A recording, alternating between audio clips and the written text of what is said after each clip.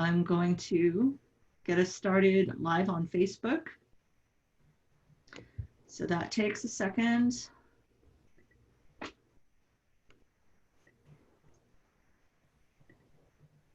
Hanging in there. Let's see. It says preparing live streaming preview. So all this technology. Okay. I'm going to go live and we are off.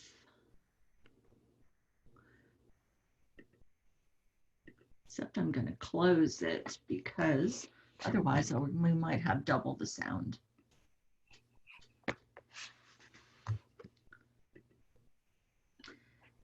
So, welcome everyone. Thank you all for being here. I hope some of you, I know at least one of you is in pajamas. This is Inlandia's Around the World with Karen and Nicole, which if you stick around, you'll get to hear a little bit more about what that means. But it is the first in about 5 different storytelling experiences that's happening this fall and winter, and hopefully into the spring. And tonight we're going to be hearing the story of the royal elephant and the hungry little dog. Before we begin, I just want to say that Inlandia Institute respectfully acknowledges and recognizes our responsibility to the original and current caretakers of this land, water, and air, the Cahuilla, Tongva, Luiseno, and Serrano peoples, and all of their ancestors and descendants, past, present, and future. Today, the Inlandia region is home to many indigenous peoples from all over the world, and we express our gratitude to them for allowing us the opportunity to live and work on these homelands. So as our program today is in view only mode, there will not be an opportunity to speak, but if you do have something to share, please feel free to type it in the chat or in the Q&A. And just a note that there will be a point during the presentation where we will be requesting that you type things into the chat, so listen out for that. So we are here today with Karen Raykraut, who is a master storyteller. I'm gonna shoot it over to her so Karen can wave.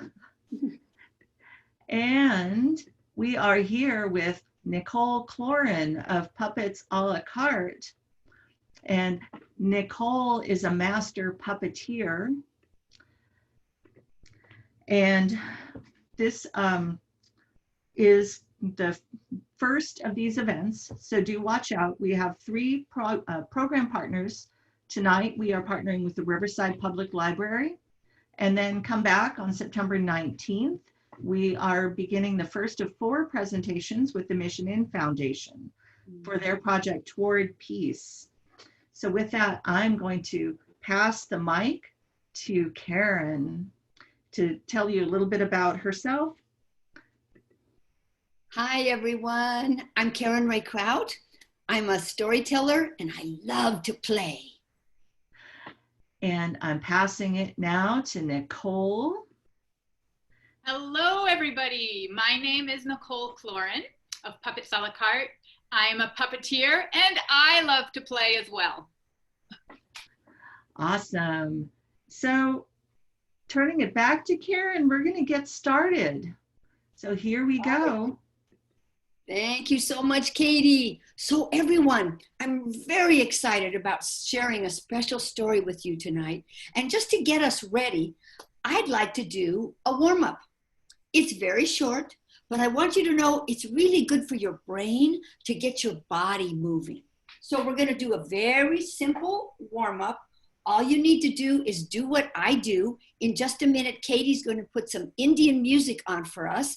And I want to invite the adults in the audience to please participate because this will stimulate your entire neurological system. Your brain is going to say, yes. All right, Katie, start the music and then just do what I do.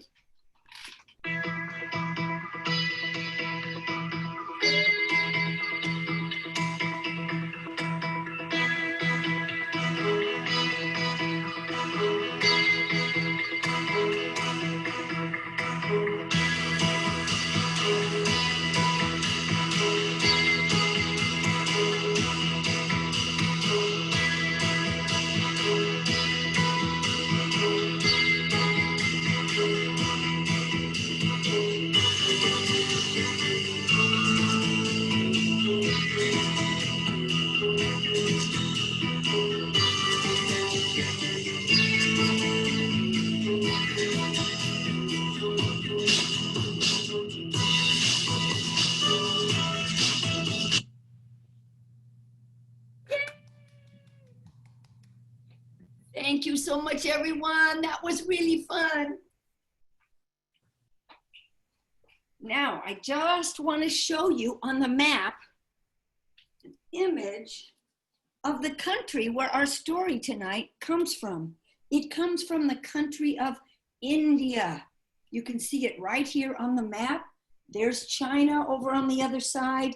Here's the Middle East on the other side, just so that you kind of know where it sits in the world. And this story is one of the Jataka tales. Those are a very traditional series of stories about the previous lifetimes of the Buddha. And they say that the Buddha in some of his lifetimes was even an animal. So you could be thinking about later what might be his character in the story that I'm about to tell you. Now, I first learned this story from a wonderful storyteller in New York City. Her name is Laura Sims. And since that time, I've read many different wonderful versions. So I'm going to tell you a version that's kind of a mashup of many of the wonderful versions that I've enjoyed. So it starts like this. There was once a king. This king was very rich. He had anything he wanted, but his most prized possession was the royal elephant. He rode that royal elephant in all the processions. He rode on the hoda, which was a carriage like apparatus where he could sit inside and there was a canopy on the top. And the elephant was painted with all many bright colors running down its trunk. It had silken ear gloves on and a beautiful brocade blanket on its back. Now that elephant was so prized by the king that its stable was made of gold, and its food trough was also made of solid gold. Now the king did whatever he could for the elephant, but I have to tell you, the truth is, the elephant was lonely. Except when he was on a procession with the king, he was by himself. And he was sad. Well, one day, a little stray dog came creeping into the stable of the elephant. The poor little creature hadn't eaten in days. And when it saw the rich, sweet rice and bananas and all the things that the elephant had to eat, the poor little dog just whimpered with hunger. You could try it if you want to. Oh, the elephant felt so sorry for the dog. With its massive trunk, it picked up a little mound of that sweet rice and placed it right in front of the little dog. And the little dog just leaned forward and ate it. And with that, the poor little thing just fell asleep. Well, the elephant waited and watched the little dog and just hoped and hoped that the little creature wouldn't die. And after sleeping for a while, the little dog opened its eyes and looked around, and it was so grateful to the magnificent elephant that it just jumped up and down. Yip, yip, yip, yip, yip. Oh my gosh, that made the elephant so excited and happy. Do you know what he did?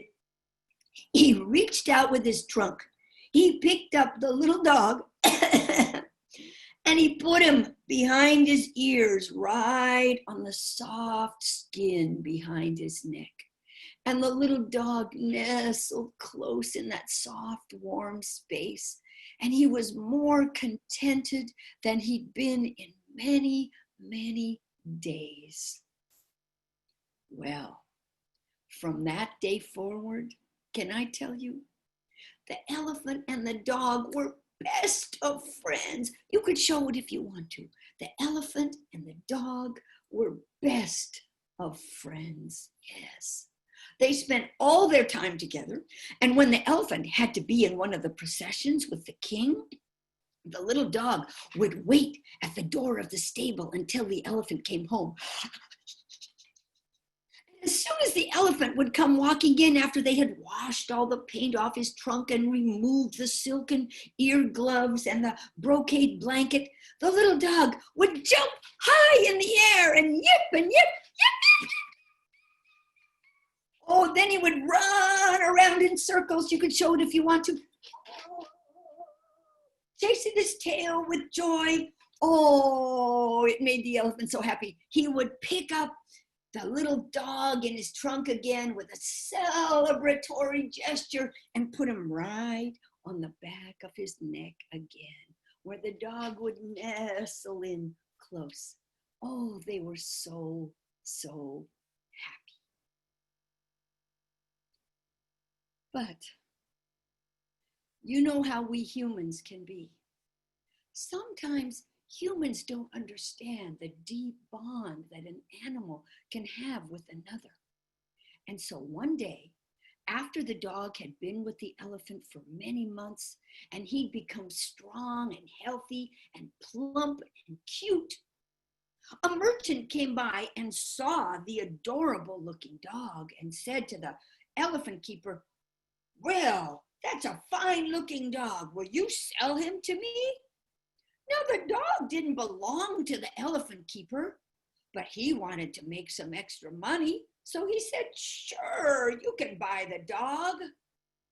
Gave the dog to the merchant for a handsome sum of money. Well, as soon as the merchant had left the stable with the dog, the elephant's heart sank, and he was filled with sorrow. And after a few days, the elephant's heart was breaking. He couldn't eat anymore. He wouldn't get up. He wouldn't even allow his dear king to sit on his back. And the king became very worried.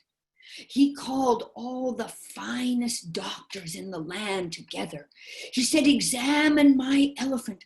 Find out what is this strange illness that keeps him from eating or even allowing me to sit on his back." And all the doctors examined the elephant, but they could find nothing wrong. They had no answer for the king. Well, the king did have a wise advisor. And when the advisor heard what had happened with all of the doctors, he said, "Oh, my king, let me take a look at the elephants with your permission." And the king said, "Yes, yes, I'll do anything." And so the wise advisor went to the stable. And he walked around and around the elephant. You could show it if you want to. He walked slowly all around the elephant, yes. And then he sat down on the ground and he just looked into the sad eyes of the elephant. And after looking deep into the elephant's eyes, he knew what was wrong. He went back to the king immediately. Wait a minute, don't go away. I'm just going to take a little sip of water now.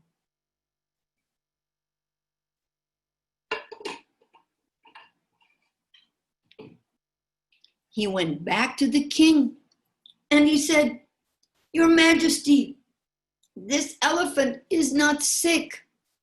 This elephant has a broken heart. This elephant is grieving the loss of a friend." And so the king brought the elephant keeper before him, and he said, "Who was there with the elephant in the stable?" Well, at first, the elephant keeper was so afraid. You could show how frightened he was if you want to. He was too afraid to tell the truth. He just said, no one was there." But then the wise advisor stepped forward, and he quietly and kindly asked the man, "If you can tell us whatever you know, we can save the life of the elephant. You would like to do that, wouldn't you?" And then the elephant's keeper started to cry. "Yes, I would like to do that."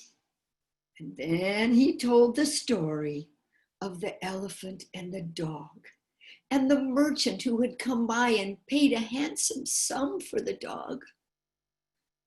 Well, the king issued a proclamation throughout the land. You could show it if you want to. It went throughout the land.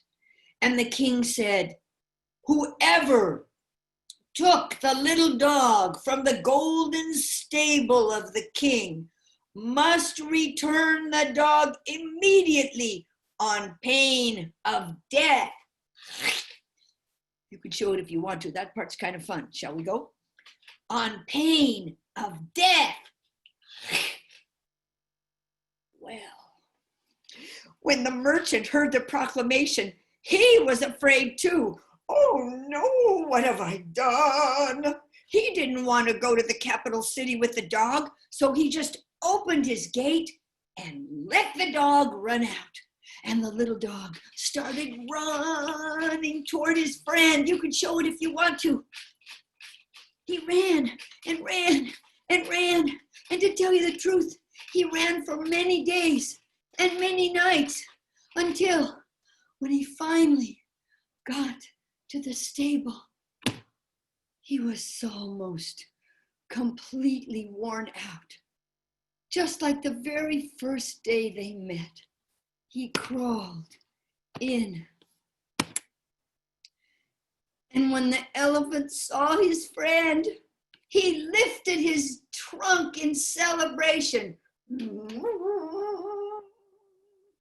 And then gently, he picked up the little dog in his trunk and he placed him carefully behind his ears on that soft skin. And the little dog just lay there quietly. And then the elephant gently picked up the dog again, put him on the ground, picked up some sweet rice and bananas and placed it in front of the little dog. And when the little dog had eaten the rice and the bananas and had taken a drink of water, he shook himself all over. You can show it if you want to. And then he yipped with joy. And the elephant swung his trunk back and forth in celebration. You can do it too if you want to.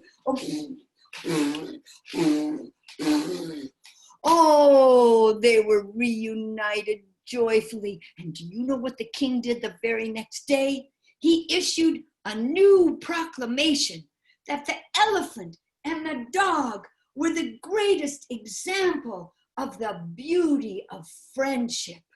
And from that day forward, no one in that kingdom was able to chain up or harm an animal ever again.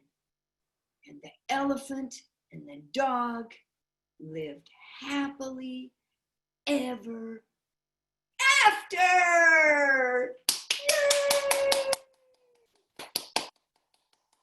Thank you. Karen, thank you. That was so beautiful.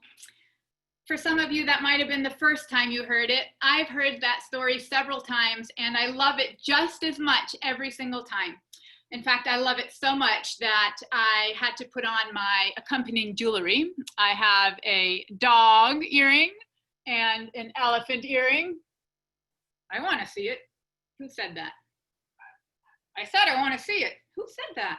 Oh, down here. Oh, excuse me. Oh, hello, hello, good evening, hello. Oh, yes, that is a nice looking dog. Hey, And a nice looking elephant. Very, very nice. Yes, I like that. Oh, well, who are you? Who am I? I am the prince. I am the prince of India. Yes, can you, you look very princely. Thank you, thank you, thank you. Do you mind if I just, oh, what is it? Ah, Karen, are you pulling me? Oh, I'm so sorry, so sorry. What kind of a puppet are you? Oh, I am a traditional puppet from India, and I am called a Katpulti puppet. Katpulti. Uh-huh. And where are you from? The northern part of India, in an area called Rajasthan. Uh-huh. Well, that is very interesting. Thank you for sharing that. Now, may I very gently touch your string? Yes, very gently. Okay, so I just want to show everyone out there, this traditional Indian puppet is a string puppet, and the puppeteers will hold it here and make it move and dance by pulling on it. It's a simple mechanism, but it's tricky to make it do everything you want it to do. And I hadn't known about these until fairly recently. I knew more about the marionettes, which are also stringed puppets, but they hang from several strings and each limb can be connected to a string. So these are traditionally performed with just one string. And I just wanted to share that with you. Thank you so much, Prince. Do you mind having a seat in the audience now? Gladly, gladly. Okay, thank you. Ah, well, that was a nice unexpected visit from the Prince. How lucky we are. So that story that Karen just told of the elephant and the dog is so full of emotion. It takes me on a ride every time I hear it. And I wanted to ask if you know how to use the chat, or if you're with someone who knows how to use the chat, you can open it up and you can type one word or more than one word to describe or tell us which emotions you remember hearing about. Emotions, for my young friends out there, are like feelings. So feelings or emotions that you heard in the story. And if you'd like, you can just type them into the chat. And I'm going to use my whiteboard to add them here just in case some of you don't want to open your chat or don't know how to. And also so I can remember them. Oh, yes, I see sad. Definitely. I really felt that sadness. Ooh, happiness as well. Yes. A lot of ups and downs in this story. Oh, hello, Victoria. I like happy emotions too. Hey, Victoria, can you think of another name for happy? Ooh, someone else did already. Yes, there's also the word glad. Very nice. Can anyone think of another word for sad? Oh, good. Look at all these great words coming in. We have upset, and we had joyful. Oh my gosh, my handwriting. I'll try to be better. Confused, gloomy. Oh, so many good words. Confused, gloomy. Wonderful words. Thank you so much for sharing those. Oh, blue and scared. Blue, scared. I'm almost out of room, but don't let that stop you from sharing. Depressed, angry. And I'm going to add playful down here. So I've added playful. Frightened, very good. I'm out of room, but I'm still reading. Intimidated, hangry. That's a good one, yes. Okay, I wish I could fit them all in here. I'm gonna try to add intimidated, and frightened, and hangry, and then I'm gonna stop writing. Frightened and hangry. There we go. Okay, thank you for all those great suggestions. You know, it's so important that we learn to express our feelings. And to do that, we do have to think carefully sometimes about which words we're going to use, because there's more than one word on here that is similar to being happy. But being happy and being glad are not quite the same. Or you could say you're exuberant, which is like super excited happy. And also we have joyful, which is another way to express it. And then we have sad and gloomy. And I think gloomy you kind of keep to yourself, and is a bit darker, and sad might just be right out there. Oh, there's so many good words on here. So I just wanted to get you thinking about that for the next part of our, I wanted to say performance because I love making all of you perform, and you're in luck today because I can't see you. So I hope that in a minute you will join me in some puppet play. But first, I need to introduce you to my puppets. Now think for a second, what were the two main characters that were in this story? You can just think them to yourself.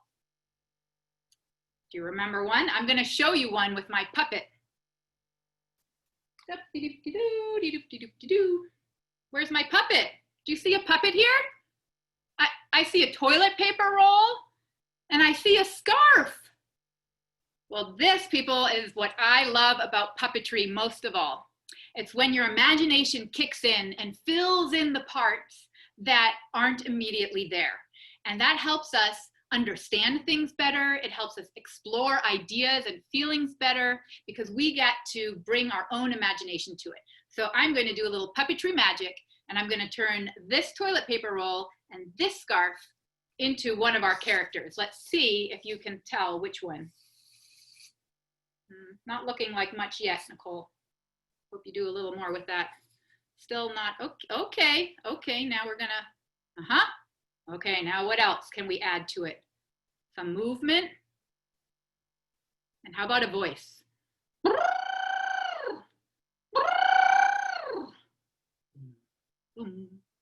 There he goes, the graceful elephant. There he goes off into my bedroom. You're gonna break the bed, elephant, please come back. Oh, coming back. Boom, boom, boom, boom, boom.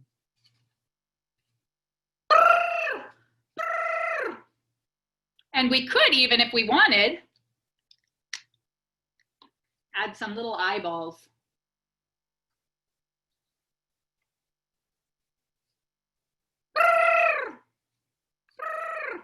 But you don't even have to. You don't have to draw on it or anything. You begin to see how when you add some characteristics, you can believe in the object in front of you.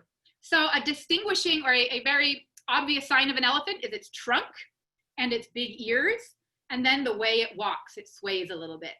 And of course, it can trumpet. So when we add all those elements together, the brain fills in, and suddenly a toilet paper roll and a scarf become an elephant. So the elephant was one of our main characters. And the other main character, of course, wait, let me check my earrings. Yep, the other one was a dog, or is a dog. And let me show you how I like to do that one. I have a ball here. And in my ball, there's a hole right here. And I choose a finger, any finger to put in there. Now it's just a hand and a ball, but watch what happens now.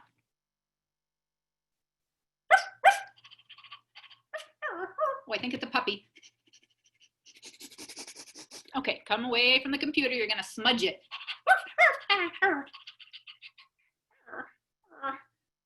Oh, do you want me to get that for you? Okay. Good puppy. Okay. All right, so now suddenly my hand and the ball became a puppy. The puppy is gonna go down now. Okay. So what I like to do after I hear a story that really sparks my imagination, like the one that Karen told, is I like to play with my puppet, something about the story. So I'd like to invite you to get some materials, but you may not have a toilet paper roll and a scarf and a ball. If you do, you can get those in a minute. But if not, here is another item that I'm pretty sure you can find if you're doing this, if you're in this webinar from home. Here it is. Dun, dun, dun. Let me just quick check. They're clean. They're clean. A pair of socks. Excellent. Now, one of our characters, we can put our hand in like this. You can tell what that's going to be, but it doesn't look like an elephant yet, even though it has a trunk, right? So let's put the other one on top. I think it's a baby elephant. See how much that calls to mind an elephant? And all it is 2 socks. And you know what's even more amazing? It can turn into a dog too. Watch this. So we take them apart and now you scrunch them up, like you turn them into each other.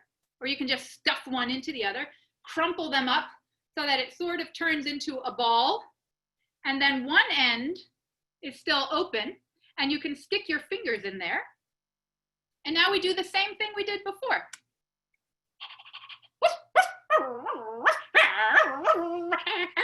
Ouch, that's my finger. So you can turn your two socks into an elephant and or a dog. Something that's really important when you're a puppeteer is you add parts to the personality. So you have to be a really good observer. You have to watch all the life around you, because then you can bring those elements of life into your objects and bring them to life. And the breath is a big part of that. So think about how your puppet might breathe. Is it breathing fast, like a panting dog? Or is it breathing slowly, because maybe it's asleep?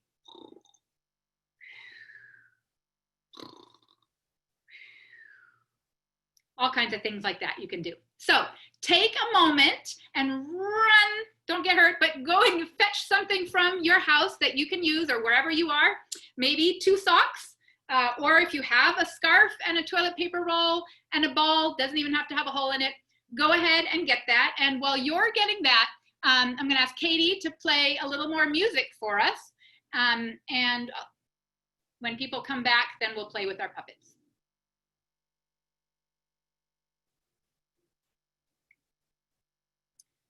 I don't hear any music.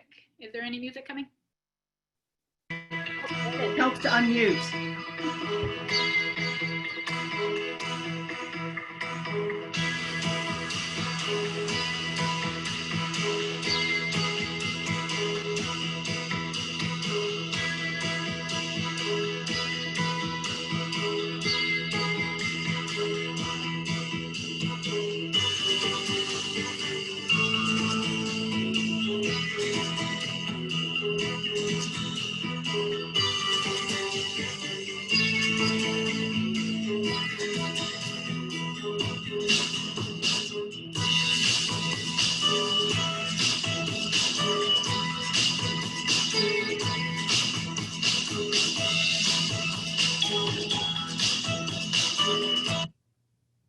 Thank you, Katie.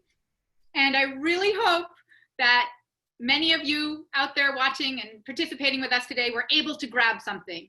If for some reason you weren't able to, you can still participate, because you still have your clothing that you're wearing. I'm not letting you off the hook. You have your arm, you have your hand, you have your feet, lots of ways that you can participate as a puppeteer. So I'm gonna ask my friend Karen to unmute herself and help us. She is going to remind us of some of the passages in the story that showed emotion. And then we are going to put that emotion into our puppets and thereby make them seem more real, more alive. And I'm gonna start with an elephant. So Karen, if you have a little snippet of story that you can tell to us, we're gonna try it with our elephant. So the elephant, even though he had anything his heart could desire, he was all alone and he was lonely. Oh, what are your elephants doing? My elephant is taking a big sigh, a big breath. His body is kind of drooping and he's looking, nobody's there. He's looking over here, nobody's there. So he hangs his head even lower. He is so lonely. Oh dear. Oh my. Okay. Karen, do you have something else we can try? Is the next one with a dog? Yes, how about this for the dog? And when the elephant put the dog up behind his ears on that soft skin on his back, the dog nestled close to the elephant and he felt more contented than he had in many, many days. Oh, contentment. That's a nice feeling. Oh, yes. I kind of feel it coming from my puppet dog. To me, I feel contented. So since I made my socks into a dog, I couldn't do my elephant. So I used my arm instead. So you can try that again. We're going to use our arm to be the elephant. And here's our dog. And we're gonna come down and scoop up our dog, put him there, and let the dog nestle. And now the dog needs to show how content it is. And it's gonna do that when you're content, you're kind of relaxed. So his body is gonna not be tense. It's gonna relax. See how my fingers change from more claw-like to just spreading out? That's how you can show relaxation.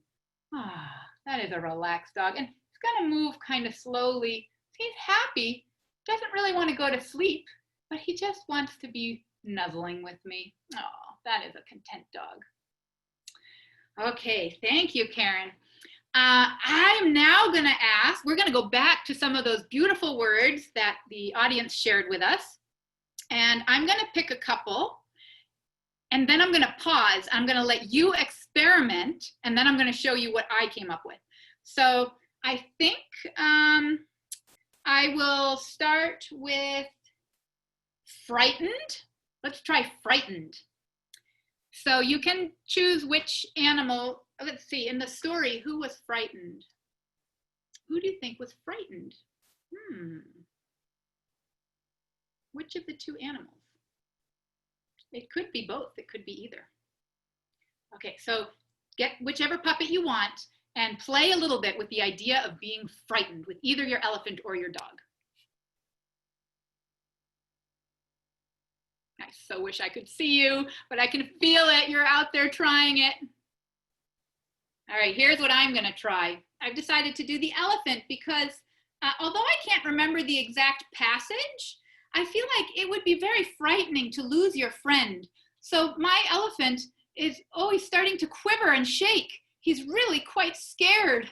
Oh my goodness. And he's making himself really small. He's pulling in his ears because he just doesn't even want to be seen. He's so jumpy and frightened that he's gonna try to hide away. Oh, this poor elephant. I just can't put my socks away like that. So can you give us one joyful trumpet? Because remember, the dog comes back. Okay, I feel better now. We had a little joy. But also, I would like to do one more. This time I want you to do either animal. I'm gonna do the dog, and I want you to show playful. So think about all the ways you've seen people and animals. Maybe you have pets at home and they can be playful. Think about what they do and what they look like and see if you can channel that into your puppet. And I'm gonna get ready to do it too. Go ahead and play.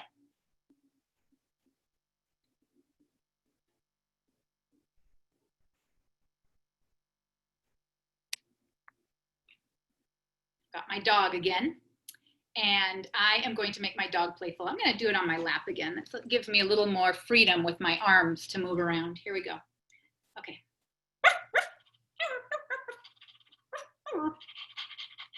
Okay, you know what my dog does when he's happy? I mean, when he's playful? Sticks her butt up in the air and starts wagging. Oh,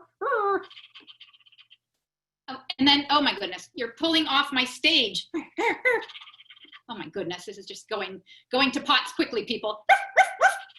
Oh goodness, oh my gosh, okay. Sorry, I never know what my puppets are gonna do. It seems to be destroying my stage a bit. Come here. The problem with puppies, it's not really a problem. It's part of the joy of having puppies, right? Okay, all right.